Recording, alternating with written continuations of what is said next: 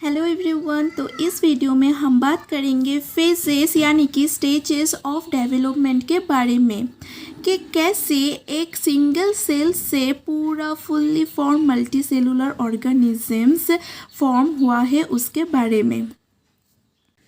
तो मान लो ये तुम हो और ये तुम्हारे छोटे छोटे बाल।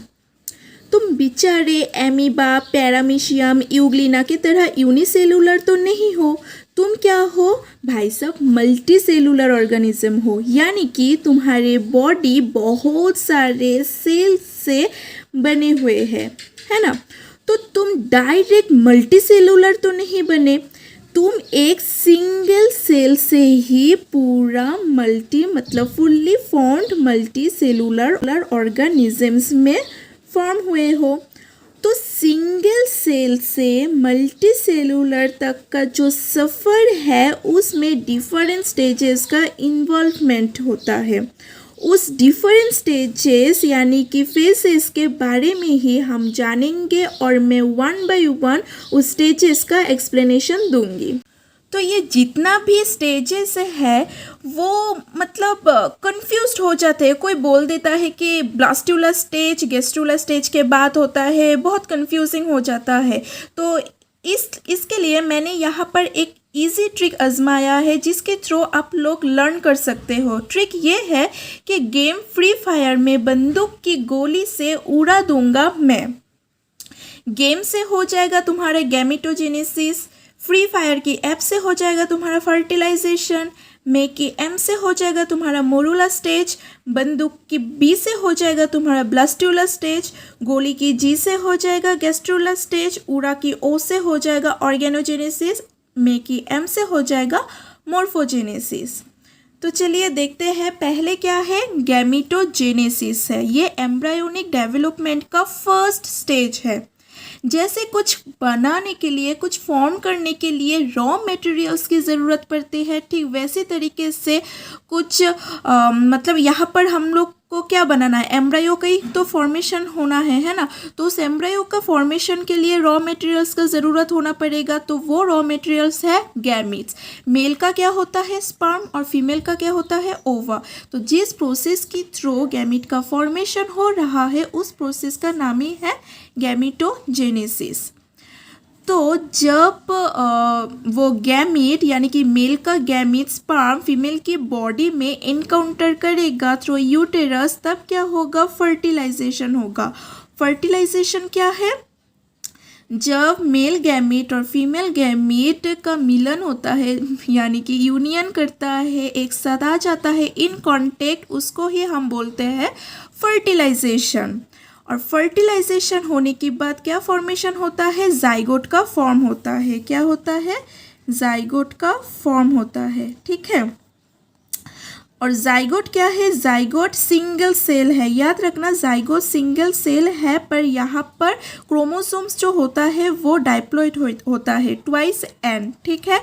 उसमें कंप्लीट यानी कि 2 सेट्स ऑफ क्रोमोसोम्स प्रेजेंट रहता है, एक तो पापा से आएगा और दूसरा सेट मम्मी से आएगा। तो इसमें ट्वाइस एन यानी कि 46 नंबर ऑफ क्रोमोसोम्स ही रहता है जाइगोट में। तो जाइगोट ये सोचता है कि मुझ में कुछ चेंजेस लाना है और ऐसे मुझे अच्छा नहीं लग रहा है, तो वो fallopian tube, fertilization fallopian tube में होता है, okay.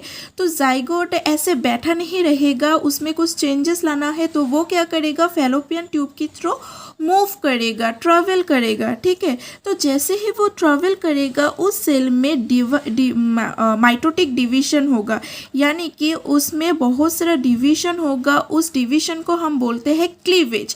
Cleavage is what? Rapid mitotic division, okay. So as a result वहाँ पर 2 सेल्स, 4 सेल्स, 8 सेल्स, ऐसे करके बहुत सारा सेल्स का फॉर्मेशन होगा। तो जब वो सेल 8 to 16 सेल में आ जाएगा उस स्टेज को हम बोलते हैं मोरूला स्टेज, ठीक है। मोरूला क्या है? मोरूला ये इसमें 8 to 18 सेल्स, ये एक बॉल लाइक स्ट्रक्चर होते हैं जिसमें 8 to 16 सेल्स पाया जाता है। सेल्स को हम लोग ब्लास्टोमेयर्स भी बोल सकते हैं, ठीक है, ब्लास्टोमेयर। ब्लास्टोमेयर्स बहुत सारा सेल्स रहेगा, तो ब्लास्टोमेयर्स तो जब 8 to 16 सेल्स में आ जाएगा तब हम उससे मोरूला स्टेज बोलेंगे, ठीक है, मोरूला बोलेंगे और उस स्टेज को मोरूला स्टेज बोलेंगे। तो ये जो मोरूला होते हैं ये कुछ मलबेरी शेप का, मलबेरी टाइप का होता है, ठीक है। तो मोरूला बोलते हैं कि ये मुझे क्या मलबेरी की तरह बना दिया है, मुझे और चेंजेस लाना है अपने आप में, ठीक है। तो मोरूला क्या करते हैं, वो और ट्रैवल करते हैं, ट्रैवल करते करते यूटेरस में आ जाते हैं, ठीक है। तो वो जब मूव करता है उसमें डिवीजन होता है थ्रू माइटोटिक डिवीजन से, तब क्या होता है, बहुत सारा सेल्स का 100 नंबर ऑफ सेल्स फॉर्म हो जाता है, ठीक है। तो वो सेल्स कुछ इस तरीके से अरेंज होता है, आउटर लेयर में अरेंज्ड हो जाता है कुछ सेल्स, और जो अंदर का सेल से है वो कुछ ऐसे वो ट्रोफोब्लास्ट से अटैच्ड होकर कुछ ऐसी तरीके से बना लेता है, और बीच का जो है वो कैविटी है, ठीक है, उसको हम ब्लास्टोसील बोलेंगे। क्या बोलेंगे, ब्लास्टोसील। और ये जो आउटर कवरिंग है, आउटर लेयर उसने बनाया है, उसको हम ट्रोफोब्लास्ट बोलते हैं, ट्रोफोब्लास्ट। और इस पूरे तुम्हारे सेल को, जितना भी सेल्स है जो ग्रुप किया गया है, उसको हम बोलेंगे ब्लास्टोसिस्ट, ब्लास्टोसिस्ट, ओके। तो जब मोरूला क्या होगा, मोरूला धीरे धीरे ट्रैवल करके यूटेरस में आ जाएगा और वहाँ पर बहुत सारा डिवीजन होने लगेगा और एक आउटर लेयर बना लेगा, उसको हम ट्रोफोब्लास्ट बोलेंगे, और अंदर का जो लेयर होगा वो इनर सेल मास है, ठीक है। और ऐसी तरीके नीचे एक कैविटी बना लेंगे जिसको हम ब्लास्टोसील बोलते हैं, ठीक है। ये होते हैं ब्लास्टुला स्टेज में। तो जब ब्लास्टोसिस्ट का फॉर्मेशन हो जाता है तब ब्लास्टोसिस्ट बोलते हैं कि नहीं, मुझे अब और आगे नहीं बढ़ना है, मुझे जो साइड है यूटेरस का जो वाल है उसके साथ अटैच्ड हो जाना है। तो वो क्या करता है, यूटेराइन का जो एंडोमेट्रियम लेयर है उसके साथ ये ट्रोफोब्लास्ट अटैच्ड हो जाता है। तो जैसे ये अटैच्ड हो जाता है, इनर सेल मस बोलते हैं मुझे तो ऐसे चुपचाप नहीं बैठना है, मुझे भी कुछ डिफरेंशिएट करना है। तो यहाँ पर भी कुछ डिफरेंशिएशन होता है एज द एम्ब्रायो। फिर क्या होता है, वो जैसे ही यूटेराइन वाल के साथ अटैच्ड हो जाता है, यूटेरस का जो सेल्स है उसमें भी डिवीजन होने लगता है और वो पूरी तरीके से इस ब्लास्टोसिस्ट का कवर कर देता है। और ये ब्लास्टोसिस्ट पूरा एम्बेडेड हो जाता है यूटेराइन वाल की, मतलब एंडोमेट्रियम के अंदर जो लेयर है एंडोमेट्रियम उसके अंदर पूरा घुस जाता है, एम्बेडेड हो जाता है, उसको हम इम्प्लांटेशन बोलते हैं। और यही हमारे प्रेगनेंसी के कारण होता है, this leads to pregnancy, okay.